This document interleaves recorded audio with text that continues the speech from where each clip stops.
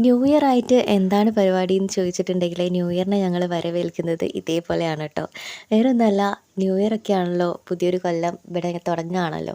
അപ്പോൾ നമുക്ക് നമ്മുടെ വീടൊക്കെ ഒന്ന് സെറ്റാക്കാം എന്ന് വിചാരിച്ചിട്ട് നമ്മൾ ന്യൂ ഇയറിനെ ഇങ്ങനെയാണ് കേട്ടോ സ്വീകരിക്കുന്നത്. കണ്ടോ, വീടിൻ്റെ അവസ്ഥ എന്ന് പറഞ്ഞിട്ടുണ്ടെങ്കിൽ വളരെ വളരെ പരിതാപകരമാണ്.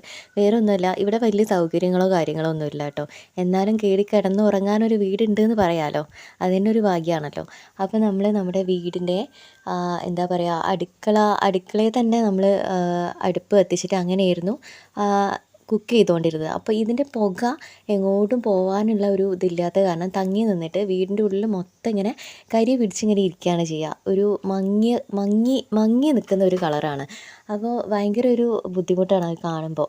അപ്പോൾ അത് ഒന്ന് മാറ്റി നിർത്തിയിട്ട് അതിനെ ഒന്ന് മാറ്റി ഒന്ന് സെറ്റാക്കുക എന്നുള്ളതാണ് നമ്മുടെ ഇന്നത്തെ വീഡിയോ എന്ന് പറയുന്നത് കേട്ടോ. ആദ്യം തന്നെ ക്ലീൻ ആക്കി അതിന് മുൻപേ തന്നെ നമ്മളിതിൻ്റെ ഒരുവിധം ഉരച്ചിട്ടൊക്കെ അതിൻ്റെ നിറമൊക്കെ ഒന്ന് മാറ്റി സെറ്റാക്കി കൊണ്ടുവന്നിട്ടുണ്ടായിരുന്നു. അതിനുശേഷം ഞാൻ തന്നെയാണ് പെയിൻ്റ് അടിക്കാറുള്ളത്. അപ്പോൾ നമ്മൾ പെയിൻ്റ് അടിക്കുകയാണ് കേട്ടോ.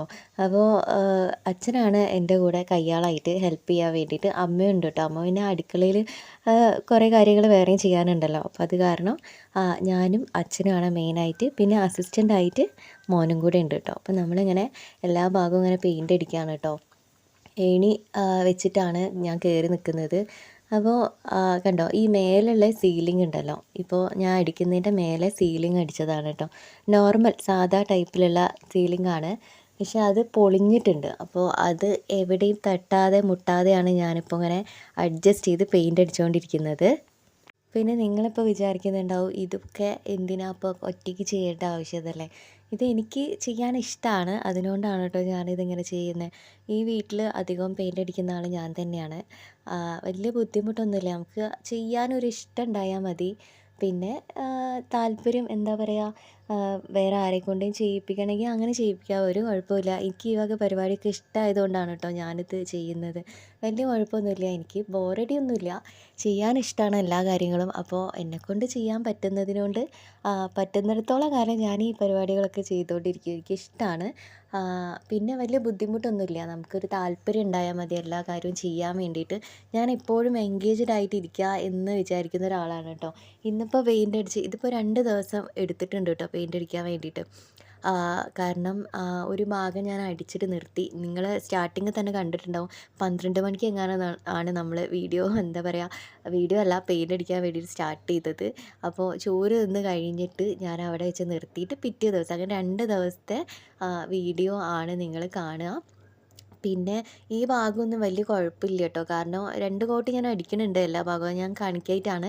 പക്ഷെ നമ്മൾ അടുക്കളേൻ്റെ ഭാഗത്തേക്ക് പോകുന്ന സമയത്താണ് ഭയങ്കരമായിട്ട് ബുദ്ധിമുട്ടുള്ളത്. അടുക്കളേൻ്റെ അവസ്ഥ എന്ന് പറഞ്ഞിട്ടുണ്ടെങ്കിൽ ഭയങ്കരമാണ്.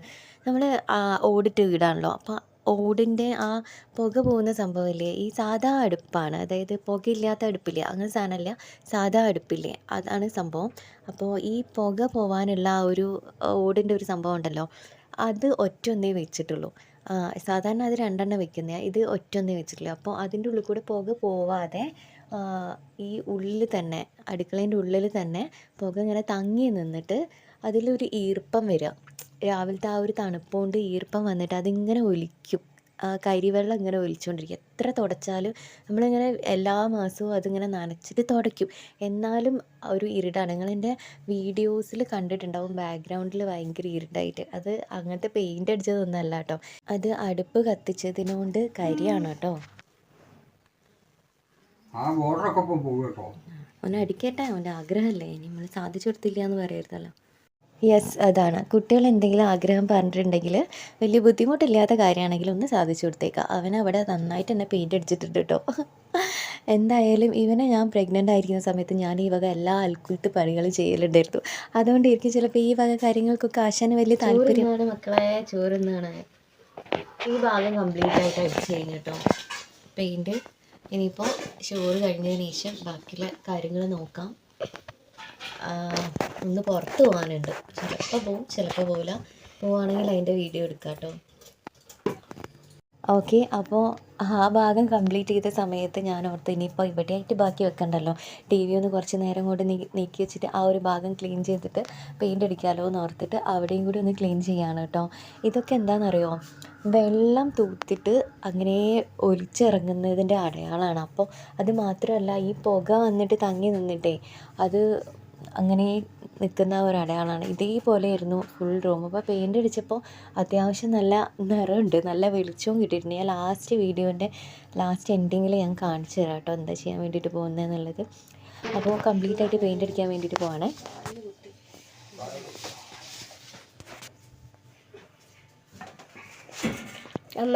സാഹചര്യമായിട്ട് ടിവിൻ്റെ സൈഡിലാണ് വെച്ചിരിക്കുന്നു. വീഡിയോ എടുത്തിരുന്ന ആളുടെ സംഭാഷണമാണ് നിങ്ങൾ പുറകിൽ കേൾക്കുന്നത് കേട്ടോ. അവൻ ഇടയ്ക്ക് ഫോൺ കൊണ്ട് മുങ്ങും. അപ്പം ഞാൻ വിളിച്ച് അലമ്പാക്കിയതിന് ശേഷം അത് കുറച്ച് നേരം വീഡിയോ എടുത്തു തരും. എന്താ അല്ലേ, ക്യാമറാമാൻമാർക്കൊക്കെ ഭയങ്കര ഡിമാൻഡാണ്.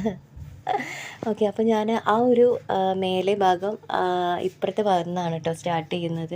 ആകുമ്പോൾ ആ ഒരു ജനലിൻ്റെ ആ ഒരു സൈഡ് വരെ അടിച്ചിട്ട് പിന്നെ ഇപ്പുറത്തെ ഭാഗത്തേക്ക് ഇതാക്കാമല്ലോ എന്ന് ഓർത്തിട്ട് കണ്ടോ, മുകളിൽ ആ സീലിംഗ് ഇങ്ങനെ താഴ്ന്ന് നിൽക്കുകയാണ്. അതെനിക്കൊന്നും ചെയ്യാൻ വേണ്ടി പറ്റില്ല, അതിന് വേറെ ആൾ തന്നെ വേണം. മേലെ കയറിയിട്ട് വേണം റെഡി ആക്കി മുകളിലൊന്ന് ക്ലീൻ ചെയ്തിട്ട് വേണം ഈ സീലിംഗ് തന്നെ എന്തെങ്കിലും ചെയ്യണമെങ്കിൽ, ഇല്ലെങ്കിൽ വേറെ അടിക്കണം.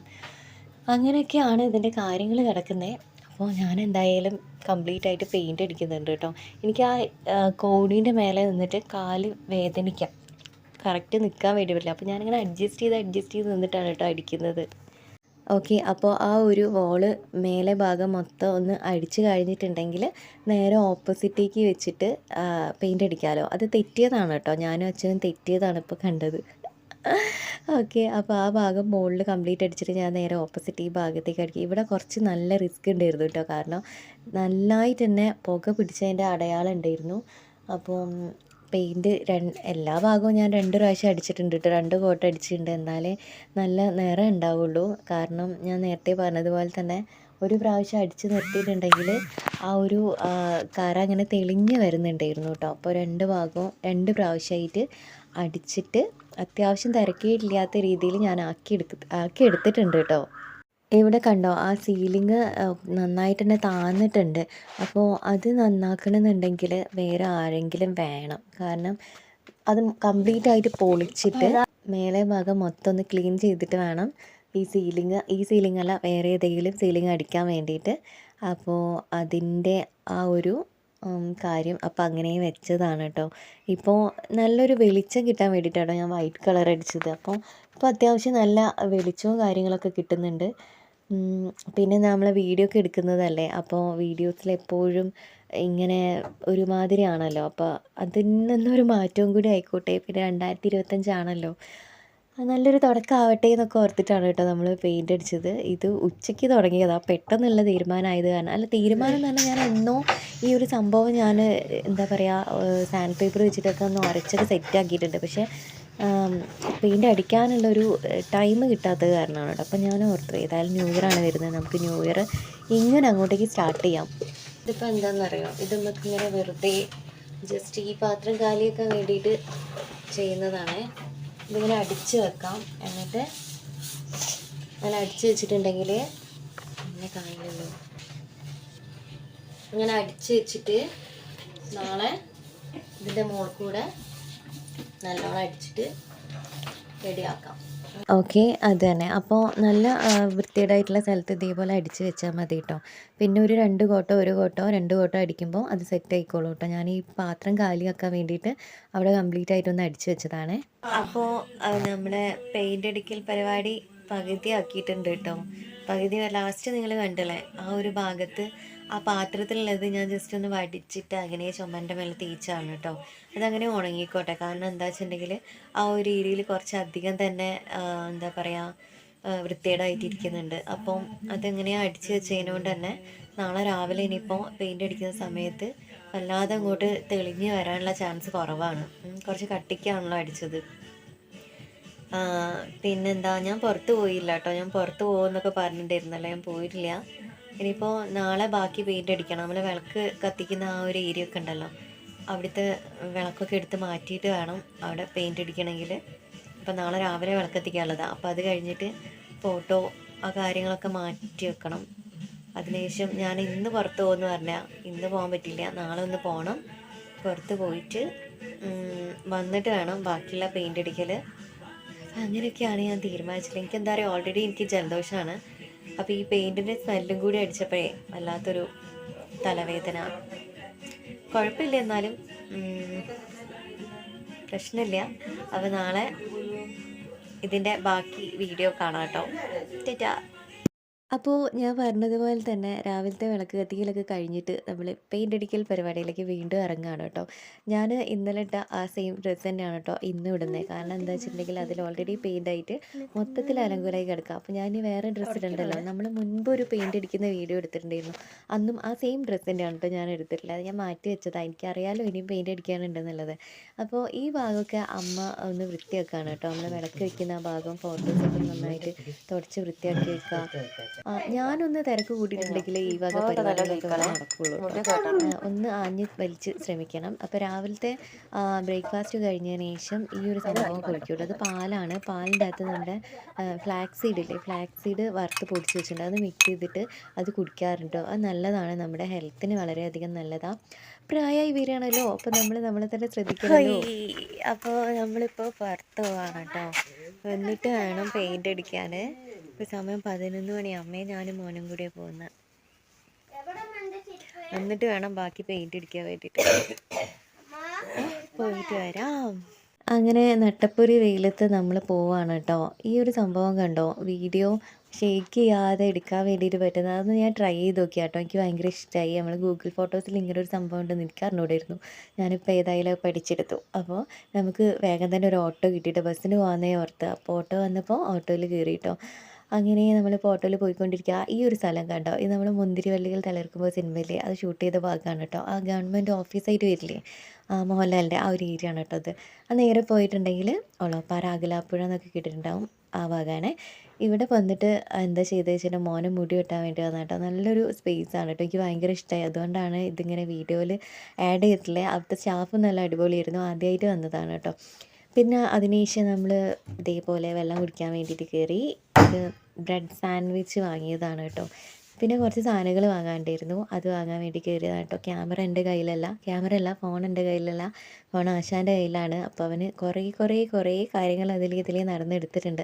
വേറൊരു ഷോപ്പിൽ പോയിട്ടുണ്ടെങ്കിൽ ഇതേപോലെ ഫ്രീ ആയിട്ട് നമുക്ക് എടുക്കാൻ വേണ്ടി പറ്റൂല എന്നല്ല, ഇത് നമ്മൾ സ്വന്തം ഷോപ്പ് വരെ നമുക്ക് കൈകാര്യം ചെയ്യാൻ വേണ്ടി പറ്റുന്ന ഒരു കടയാണ് കേട്ടോ. വീടിൻ്റെ അടുത്തൊന്നും അല്ല കേട്ടോ, കുറച്ച് ദൂരെയാണ്. ഞങ്ങളുടെ ഇവിടുത്തെ ടൗണ് ആ ഭാഗത്താണ് കേട്ടോ. അവിടെ നിന്ന് സാധനങ്ങൾ ഓരോന്നായിട്ട് ഇങ്ങനെ എടുക്കുകയാണ്. ഒരുപാട് സാധനങ്ങളൊന്നും വാങ്ങിയില്ല കേട്ടോ, കുറച്ച് സാധനങ്ങളേ വേണ്ടു. നമുക്ക് അത്യാവശ്യം വേണ്ട സാധനങ്ങൾ മാത്രമാണ് ഇവിടുന്ന് എടുത്തിട്ടുള്ളത്. നമ്മുടെ ഇവിടെ എന്ന് പറഞ്ഞിട്ടുണ്ടെങ്കിൽ പണ്ടത്തെ ആ ഒരു പരിപാടിയില്ലേ, ഷീറ്റ് എഴുതുക, അങ്ങനത്തെ ഒരു സിസ്റ്റമാണ് കേട്ടോ. എൻ്റെ വീട്ടിൽ നിന്നല്ല, ഇവിടെ പല സ്ഥലത്തും അങ്ങനെ തന്നെയാണ്. എന്നിട്ട് പീടിയിൽ കൊണ്ടുപോയി കൊടുക്കുക, എന്നിട്ട് അവർ സാധനം എടുത്ത് വെക്കും, എന്നിട്ട് പിന്നെ പോയി വാങ്ങിക്കൊണ്ടുവരിക. അല്ലെങ്കിൽ പീടിയിൽ പോയിട്ട് സാധനം വാങ്ങിക്കുക, കടയിൽ പോയിട്ട് സാധനം വാങ്ങിയിട്ട് കൊണ്ടുവരിക. ആ ഒരു സംഭവമാണ്.